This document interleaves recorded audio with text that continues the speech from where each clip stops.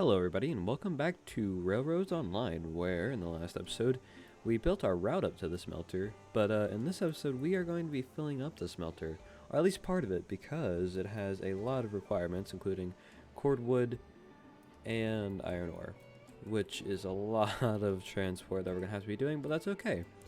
As you can also probably see, we have here the Denver and Rio Grande West Class 48, which I bought in between episodes as a little surprise for the beginning of this episode. And yeah, overall it's a really nice engine. It has a decent speed, slower than the Montezuma, but like still 15 to 18 miles per hour I think, on flat ground. It's good for tight corners. As you can see, we have this kind of wheel layout. I forget, there's a specific name for it because on most trains it'll be like 062 wheel layout, but I don't really know how all that works, so I am not the right person to ask about any of the exact details. But overall, I've used it in my personal playthrough before. I really like it. It's a really good engine, especially for the in-between in-game engine and beginning game engine. So I personally really like it. I think it'll serve us well, and it's quite powerful, especially for, especially to be this size. Shorter than Montezuma, but it's a little bit taller and it's just beefier. Bigger boiler, bigger everything that matters. So we are going to be taking this here engine, and I of course will not make you all watch everything, but if we look on our map here, we're going to be running this route for the foreseeable next while, which is obviously a long process, but that's just kind of how this game is sometimes. It can be a bit grindy, a bit much, but that's okay. So I'm gonna work on doing all that stuff, and of course I'll check back in whenever anything interesting happens, or just anything that I think is worth mentioning. And I will slowly be buying more and more of these hopper cars until we maybe have 6 to 8. That way we aren't doing one load at a time. But how I like to do this for buying cars of the type, if I don't have a bunch of money saved up, is I'll just, like, let's say I had $800, and let's say a hopper car cost $800, plus the one that I already have. I would buy another hopper car. Boom, now I have two. Let's say next load of iron that I run, I make a whole $800. I use that money, put it towards another hopper. And all that is not accurate, but that's the general concept. Is that I'm going to be taking all the money that I make from these first few runs and putting it towards new cars. That way we can build up to having 6 or 8, and then whatever money I don't spend on new cars will of course just be put towards probably cars to carry cordwood.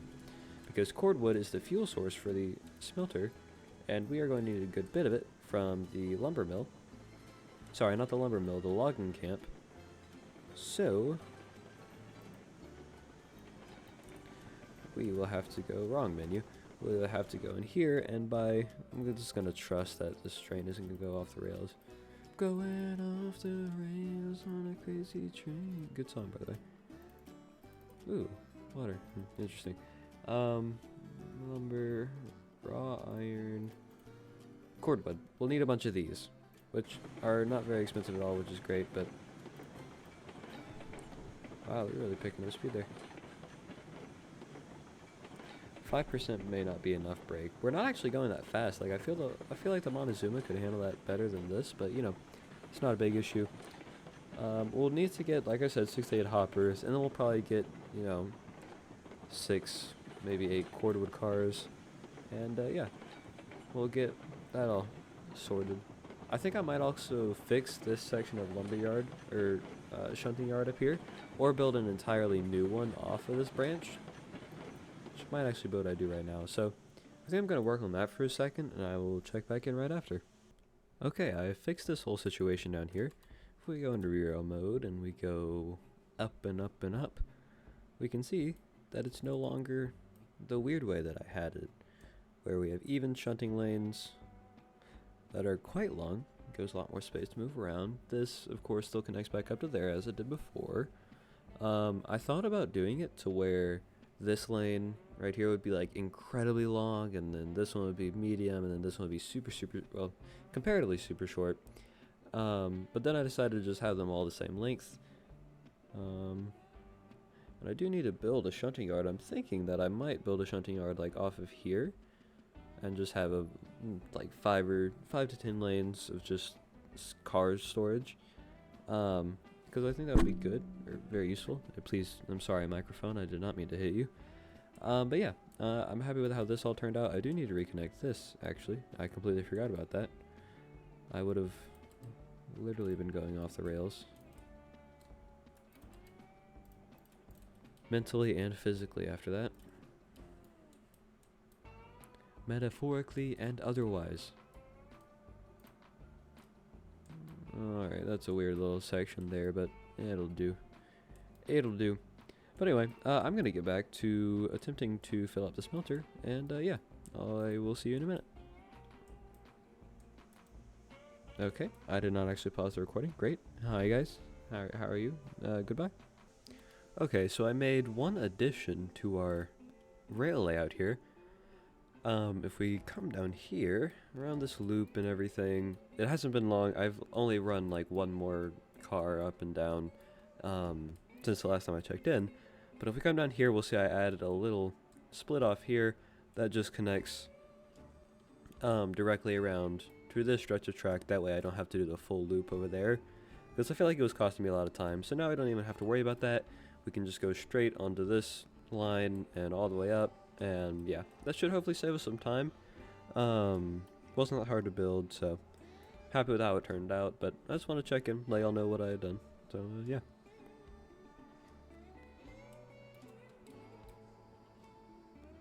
Alright, what the heck, why?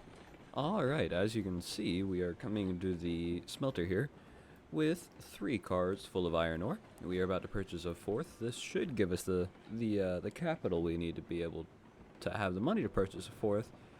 And yeah, that should allow us to make $600 per load then.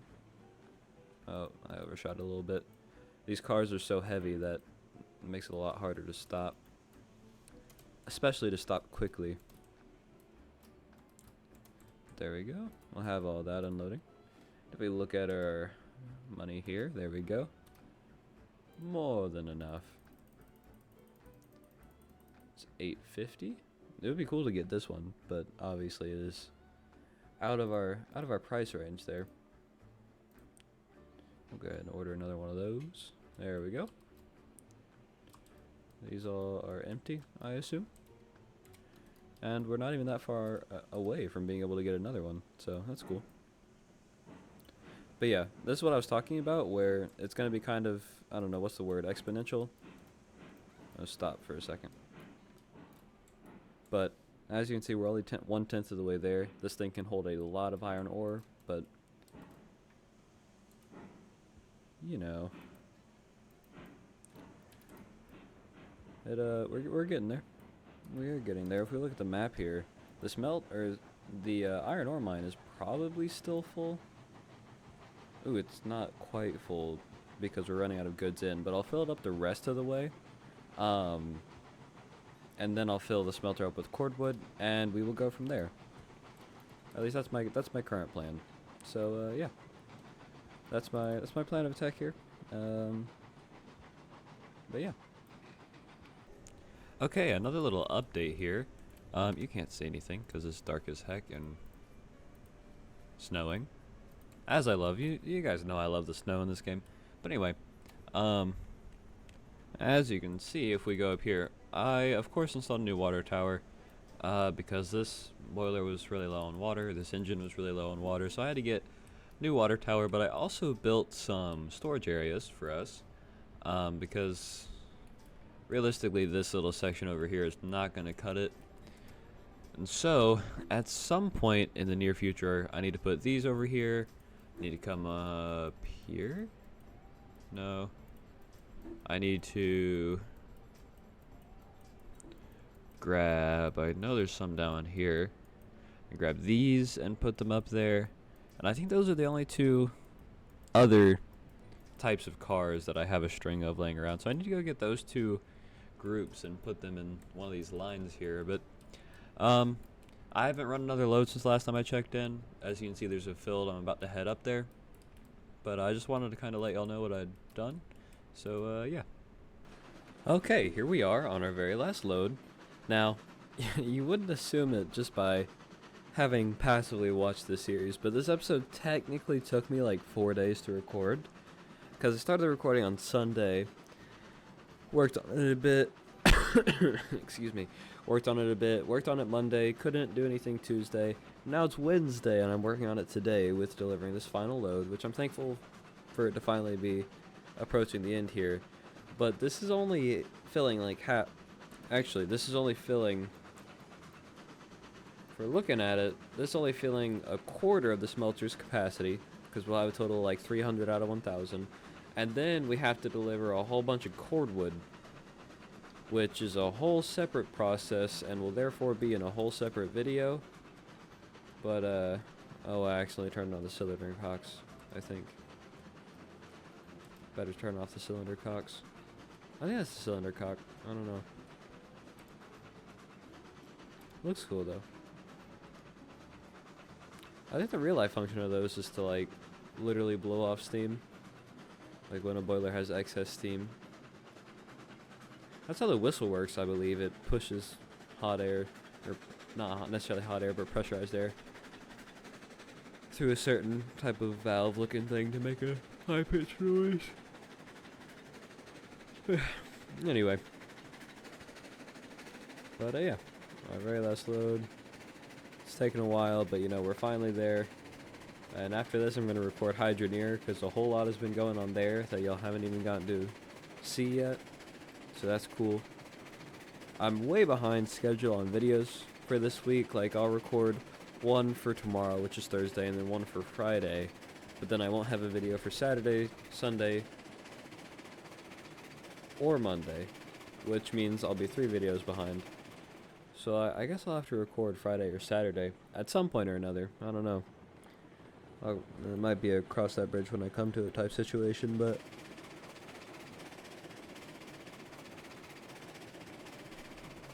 I really need to get on that, which, I mean, I spent a good bit of time recording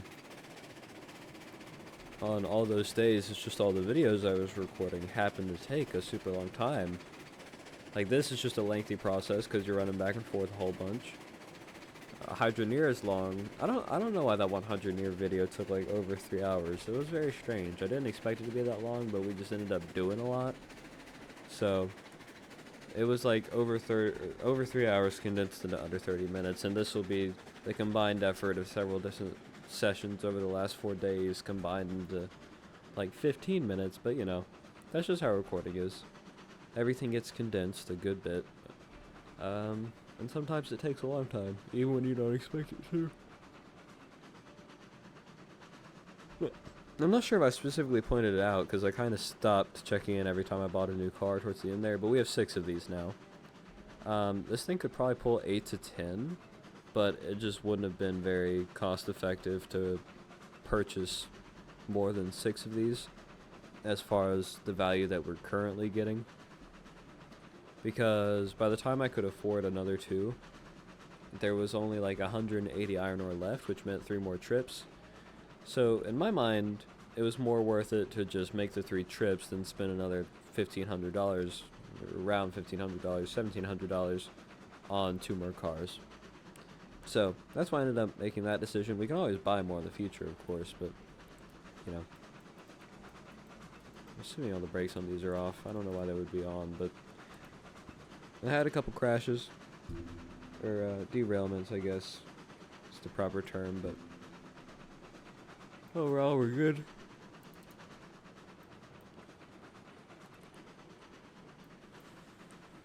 You would think that this thing is going slow because it has a pretty large load, but no, this is just its regular speed.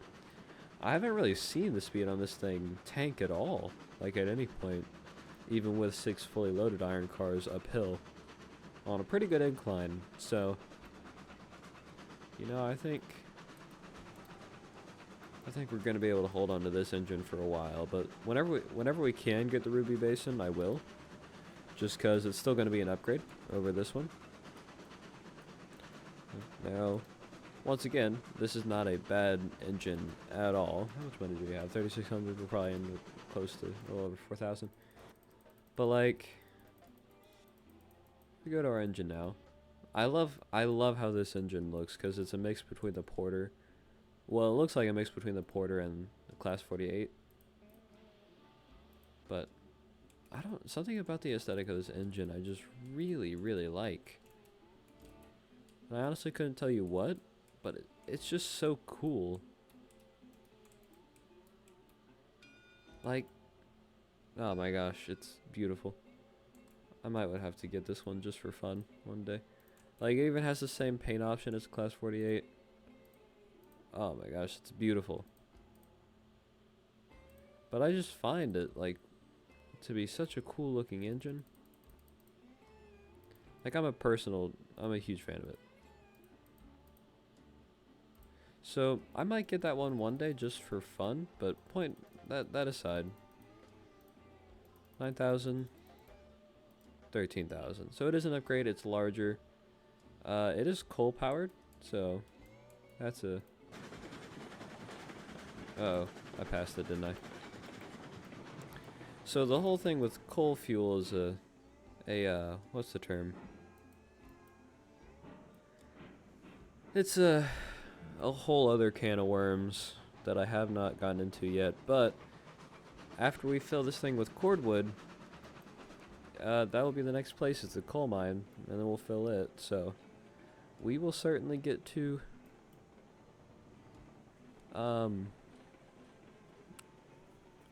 coal engines soon. I can say that for sure. But eventually we'll be making a good amount of money, and we will get to an engine that we won't really have any need to upgrade. And that's when I'm going to buy that little engine we were just looking at, because that may be my favorite looking engine. Look at that. It's actually counting. Good. I'm trying to think. Like, I also love just how the... I mean, this thing is cool too, but that's not what I was going to say. Like, I mean, this is just... I just want to build, like, a track in my world specifically for this, just because this is so incredibly cool. Where it's like, I just want to build, like, a super long, relatively flat, just route just for this, just to run it on. I like the aesthetic of this engine too, just because it's so simple. But, you know, it feels so real. I don't, that's the only way I can describe it. This is a very clean looking one in my opinion. All these are a bit boring. I do like the look of the Coke Mogul. Not saying this is the Coke Mogul, but that was the Coke Mogul, isn't it? Yeah. Okay, cool. Just making sure. This one's really cool. I don't know how you pronounce that name right there, but I like it. It reminds me of just like a larger version of the Montezuma, which I think is cool. Good old little Shay, not a bad engine, good starting engine for more power. Love the look of the Ruby Basin. This looks like that one engine from Thomas the Train, and I forget his name. But yeah, if you know what I'm talking about, you know. Yeah, some of you will know, I'm sure. The Ruby Basin, love it. It's kind of ironic that the Ruby Basin is green, given the name Ruby, but High Storm and Climax are just good engines, but they're slow and they're kind of ugly. Glenbrook, I think, is a really pretty looking engine. Same thing with Eureka. Montezuma, I really, really like the aesthetic of. Like, I had a toy train that was literally this exact model. Iconic Class 48, iconic to us at least. 10 mile, I love the 10 mile. It's just super interesting to me with this two different, I forget what these sets of wheels are called, but really, really interesting to me. I just went on a whole rant about this one. Love the design of this engine. Got a little Porter. And that's it for the engines. Then you have the hand car, of course, but I also love how some of these actual cars look like the coaches. But before we get into all that stuff, I feel like we need a larger train, because like even these hoppers look a little out of place with this engine, with how short it is. But all that comes down to aesthetics. Doesn't matter. Just a little train review there.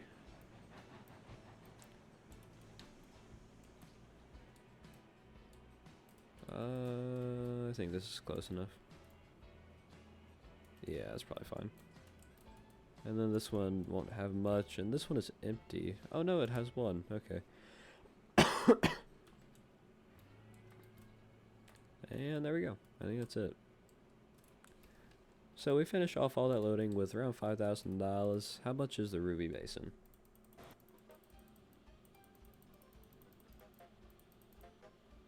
$4,600. $4,600. Oh, you can get the antlers? Dude, that's sick.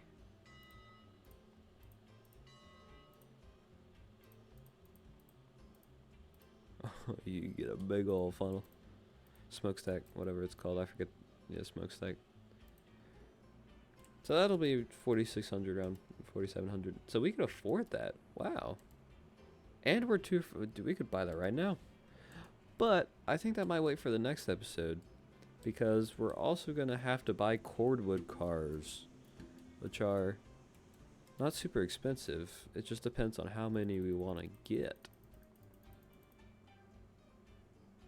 I wish you could just do like a quantity. I imagine this holds 100.